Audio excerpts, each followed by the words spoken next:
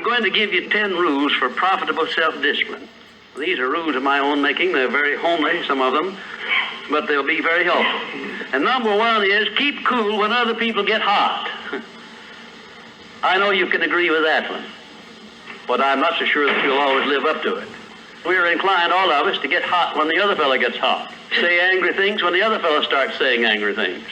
I was in the home of the president of a big electric power company one evening when there came a storm, and he called up one of his head men to go out to take care of an emergency that happened as a result of that storm. It was on Sunday evening.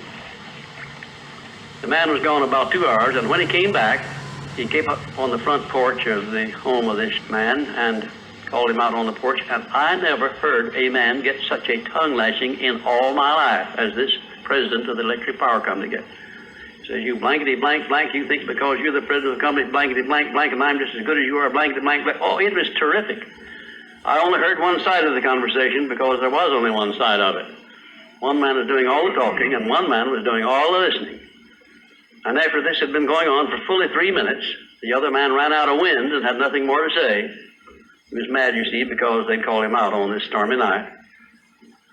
I heard the president close the door, and he came back, and he just smiled and said, why, the man was a little bit hot, wasn't he?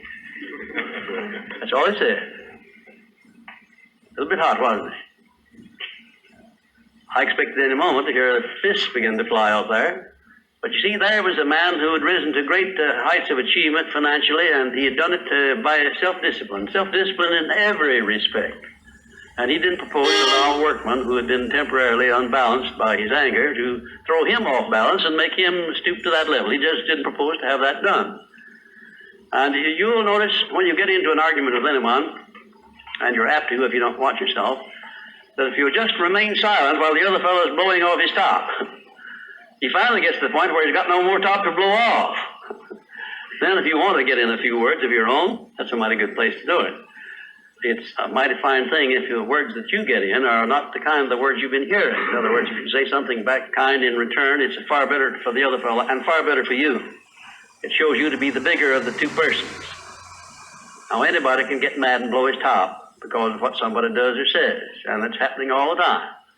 But the truly big man, the man who is in charge of himself, he doesn't allow anybody to draw him down to that level of a street brawl or of an argument in harsh words unless he wants to do it. And if he's truly a big man, he doesn't want to do it. Number two, remember there are 3 sides to all arguments. We ordinarily think there are 2 sides to all arguments, but they're not, the 3. There's your side, there's the other fellow's side, and then there's the right side, which is usually about in the middle of the 2 viewpoints. Remember that when you get into an argument with the other fellow. Don't assume that he's always at fault. Maybe you're partly at fault too. Maybe neither one is totally at fault. The chances are, in all of the arguments I've ever heard, both parties were partly to blame in one way or another. I have never yet heard an argument where one party entirely was to blame, although I suspect there are such arguments at times. Number 3, never give directives to a subordinate when you're angry. If the matter is urgent, then cool off quickly. Number 4, treat all people as nearly as possible as if they were rich relatives from whom you expected to be remembered in their will. Now that's a good one. That's a honey. That is a honey. If you just do that, treat all people as if they were rich relatives from whom you expected to inherit something at their death. And you can do that. You know, if you had a rich relative that had $1 million he was going to leave to you, or you suspected he was going to, it wouldn't make very much difference what he said or did. He would never throw you off balance. You'd never talk back to him, would you? Of course you wouldn't. It'd be quite silly if you did. Keeping quiet for $1 million seems to me to be a very easy price to pay. Number 5, look for the seed of an equivalent benefit in every unpleasant circumstance with which you meet, no matter what the unpleasant circumstance is. Make it a point to discipline yourself so that you look for that seed of an equivalent benefit, and you start looking in connection with the circumstance. Don't wait a week or two till you've all worked yourself up about it. Start right in where you stand. It'll lessen the blow. It'll lessen the hurt of the wound, whatever it happens to be, if you start looking for that seed of an equivalent benefit.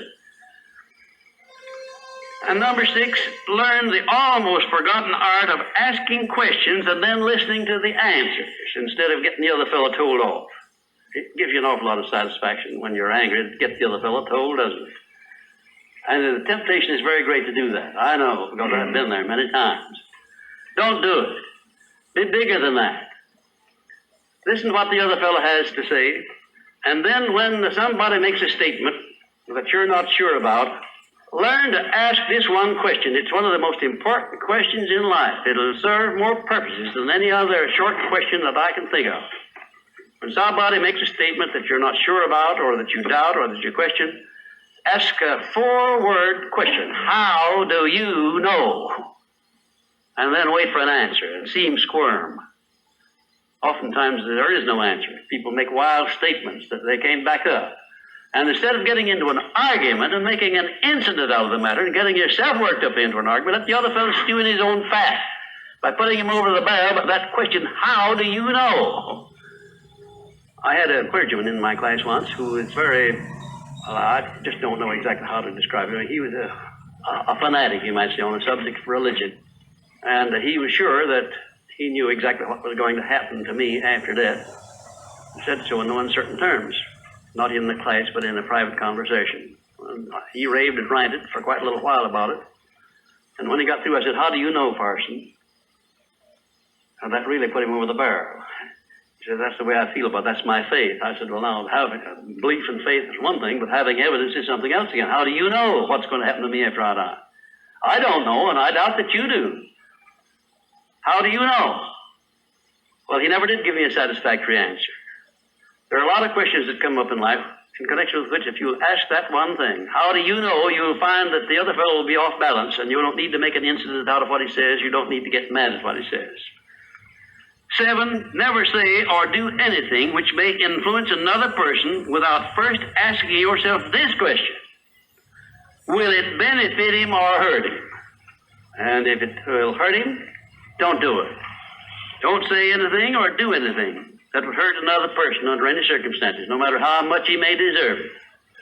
Exercise self-discipline. Don't do that, because if you hurt another man, you're going to hurt yourself 10 times as much at least, because that hurt will come back on you. I don't care who you are nor what circumstances you're working under or living under. If you hurt another person, you'll be hurt 10 times as much. And if the hurt doesn't come immediately, the rate of interest on that is compound interest on compound interest, and it'll be 100 times as great if you wait long enough. Because everything that you do to or for another person, you do to or for yourself. There is no escape from that. That's just as much a law as the law of gravitation, which everyone understands. You know that if you stepped over the top of this building, no matter what your mind was or what your belief happened to be, if you stepped over the top of this building and violated the law of gravitation, that you'd hit the ground and you'd die in a very few seconds. And this law, which brings you back that which you send out, is just as inevitable, just as inexorable as the law of gravitation or any other of nature's laws. Number 8, learn the difference between friendly analysis and unfriendly criticism. Then decide which you wish to live by in your relations with others. Now, friendly analysis is one thing and is welcomed by most sensible people. I don't object to friendly analysis of anything that I do, even though it's very unfavorable. If it's friendly analysis, I like it, because I can improve by it. But if it's unfriendly criticism, very obviously unfriendly criticism, and not analysis, well, then I resent it. I wouldn't be human if I didn't. How can I tell whether it's friendly analysis or unfriendly criticism? How would you go about telling? A lot of ways you can tell.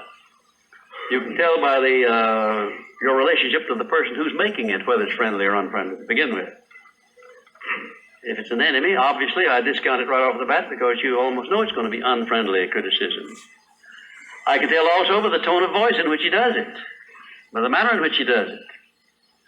Because a man who engages in unfriendly criticism generally uses a few epithets along with it that clearly indicates that he's biased. If you have self-discipline, you're not going to be influenced by that kind of a person.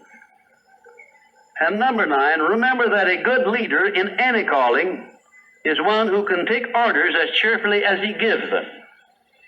And number 10, last but not least, remember that tolerance in human relations is just as important as tolerance in the operation of mechanics.